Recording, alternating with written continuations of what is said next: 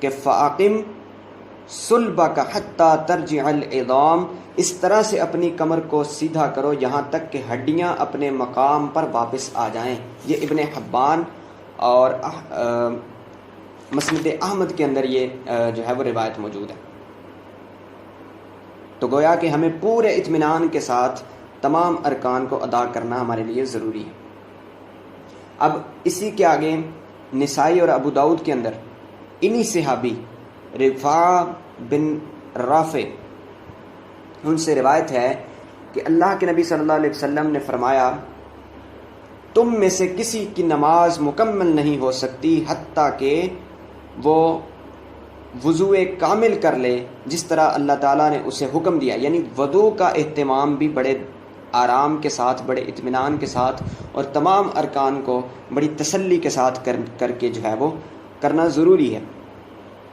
پھر تکبیر کہے اور اللہ کی حمد و ثنا بیان کرے۔ اور اسی روایت میں موجود ہے کہ اللہ اگر تجھے قرآن کا کچھ حصہ یاد ہو تو اسے پڑھ بصورت دیگر الحمدللہ، اللہ اکبر، لا الہ الا اللہ پڑھا کر۔ ابو داؤد میں ہے کہ پھر سورہ فاتحہ پڑھ اور مزید جو اللہ چاہے، اور ابن حبان میں ہے پھر جو تم چاہو پڑھو۔ اس سے مراد یہ ہے کہ آپ جب حمد و ثنا کر لیں، یعنی ثنا پڑھنے کے بعد جو مختلف دعائیں ہیں وہ آگے انشاءاللہ ہم جیسے عام طور پر سبحانک اللہم و بحمدک پڑھی جاتی ہے، تو اس کے بعد آپ یہ بھی پڑھ سکتے ہیں الحمدللہ، اللہ اکبر، لا الہ الا اللہ۔ اس کے بعد آپ پھر سورہ فاتحہ اور کوئی بھی جو آپ پڑھنا چاہیں قرآن کا حصہ وہ آپ پڑھ سکتے ہیں۔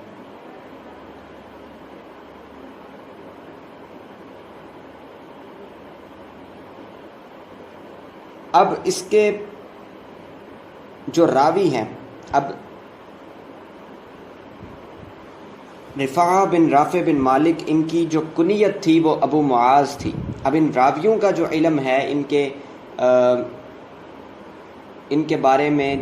جو ان کی بایوگرافی ہے وہ ساری احادیث کے جو راوی ہیں ان کے علم کو جو ہے آپ اسماء الرجال کہتے ہیں۔ تو اب یہ بھی مدنی ہیں، زرقی انصاری صحابی تھے، جلیل القدر تھے، اور آپ کے باپ اپنے باپ کے ساتھ بیعت عقبہ میں حاضر تھے، اور انصار میں سب سے پہلے یعنی رفاع بن رافع یعنی رافع بن مالک جو ان کے والد تھے وہ سب سے پہلے اسلام قبول کرنے والوں میں سے تھے، اور بدر و احد کے اندر بھی یہ صحابی موجود اور باقی غزوات میں بھی شریک تھے۔ اب جنگ جمل اور جنگ صفین میں حضرت علی مولا علی علیہ السلام کے طرفداروں میں شامل تھے، اور حضرت امیر معاویہ رضی اللہ تعالی عنہ کی خلافت میں ان کے خلافت کے شروع میں 41 ہجری میں ان کی وفات ہوئی تھی۔ تو یہ آپ کو ان کے راوی کا بھی مستند ہونا یا ان کے راوی کا ایک مستند راوی ہونے کی دلیل آپ کے سامنے ہے۔ اب اسی طرح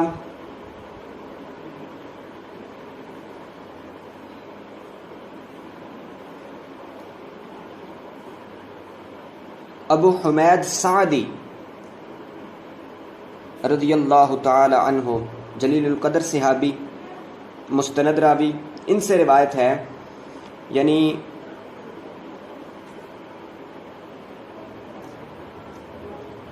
یہ حدیث بخاری کے اندر 728 نمبر حدیث ہے، جو ابھی میں ابو حمید سعدی رضی اللہ تعالیٰ عنہ سے مروی حدیث آپ کے سامنے پیش کرنے جا رہا ہوں۔ یہ بھی نماز کے مزید ارکان کی اس کے اندر آپ کو حکم اور اس کی رہنمائی ملے گی۔ حضرت ابو حمید سعدی رضی اللہ تعالی عنہ سے روایت ہے کہ وہ بیان کرتے ہیں کہ میں نے دیکھا، یعنی انہوں نے صلو کما رأیتمونی اصلی، تو وہ خود بیان کر رہے ہیں، یعنی یہ حدیث موقوف کہلائے گی اس اعتبار نسبتی اعتبار سے۔ بلکہ یہ صحابی خود اللہ کے نبی صلی اللہ علیہ وسلم سے منسوب کر رہے ہیں، یہ فعلی حدیث ہے۔ تو اللہ کے نبی صلی اللہ علیہ وسلم میں نے دیکھا کہ وہ تکبیر اولا کہتے تو اپنے ہاتھ اپنے کندھوں کے برابر اٹھاتے۔ تو یہاں سے ایک بات ثابت ہوتی ہے کہ ہاتھ کندھوں تک اٹھانا، کندھوں کے برابر اٹھاتے،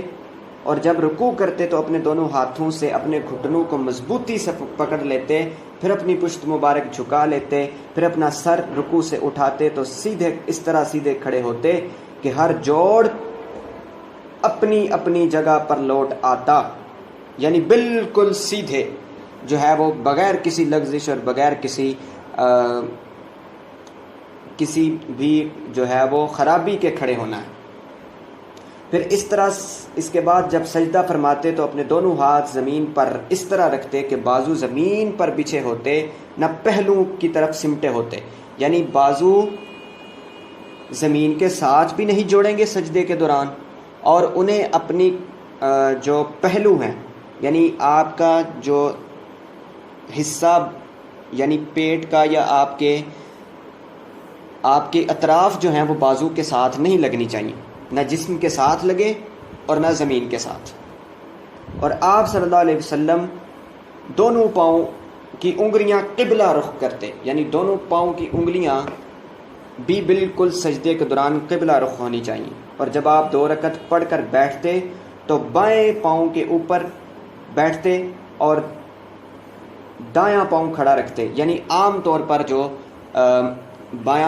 جو ہے وہ بائیں پاؤں کے اوپر بیٹھنا اور دائیں پاؤں کو کھڑا کرنا، یہ دوسری رکعت کے اندر آپ ایسا کریں گے۔ اگر 4 رکعتیں ہیں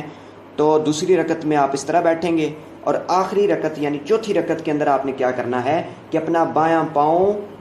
دائیں ران کے نیچے سے بڑھا دیتے اور دایاں پاؤں کھڑا کر کے سرین پر بیٹھ جاتے، یعنی سرین کا مطلب ہے اپنی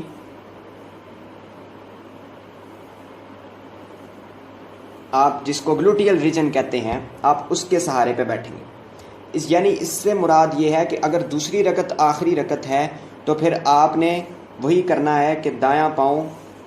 کھڑا رکھنا ہے، بایاں پاؤں اس کے آگے سے بڑھانا ہے دائیں رانس کے نیچے سے، اور اس کے اوپر بیٹھ جانا ہے۔ اور یہ طریقہ آپ کو ہمارے ارد گرد جو ہے وہ اہل حدیث علماء اس کا اہتمام کرتے ہیں کہ وہ دوسری رکعت کے اندر